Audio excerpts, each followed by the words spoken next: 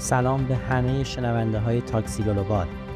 امروز میخوام شما رو ببرم وسط یکی از داغ‌ترین بحث های این روزهای سیاست و امنیت منطقه، یعنی جنگ احتمالی ایران و اسرائیل. ماجرا از کجاست؟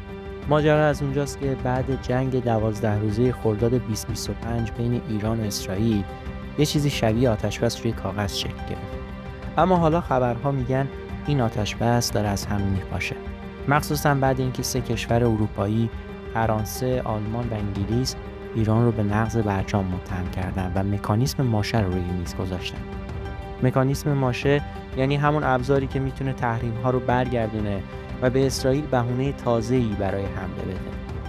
خیلی از تحلیلگران مثل تریتا پارسی میگن اسرائیل حتی به بهونه هم برای حمله به ایران احتیاج نداره. اما حالا این مکانیزم ماشه مثل یه چراغ سبز برای تل‌آویو. یعنی اگه تصمیم بگیرن حمله کنن میتونن بگن ما داریم خواسته جامعه جهانی رو اجرا میکنیم. از اون طرف مقامات ایرانی هم بیکار ننشستن. یکی میگه جنگ ممکنه هر لحظه شروع بشه.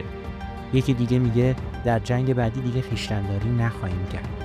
مجلس هم حتی داره طرح خروج از معاهده منع سلاح هسته‌ای یا همون NPT رو بررسی میکنه.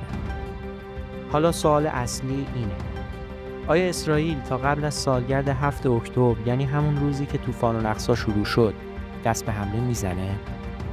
برخی تحلیلگران میگن بله، چون اسرائیل نمیخواد ایران فرصت بازسازی قدرت نظامیش رو پیدا کنه.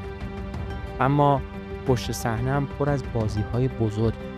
از یه طرف آمریکا و انتخاباتش و از طرف دیگه روسیه و چین که با فعال شدن مکانیزم ماشه شدیداً به غرب هشدار دادن.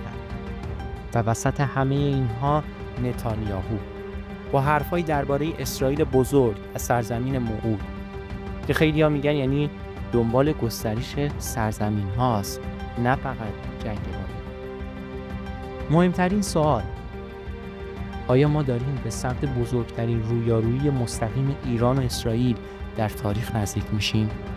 یا این فقط بخشی از جنگ روانی و فشار سیاسی برای امتیازگیریه؟ اینجاست که تاکسی گلوبال روشن میمونه تا ماجرا رو با هم دنبال کنیم. شما چی فکر میکنید؟ آیا جنگ اجتناب ناپذیره یا هنوز راهی برای جلوگیری هست؟ تو کامنت ها برام بنویسید. سابسکرایب یادتون نره.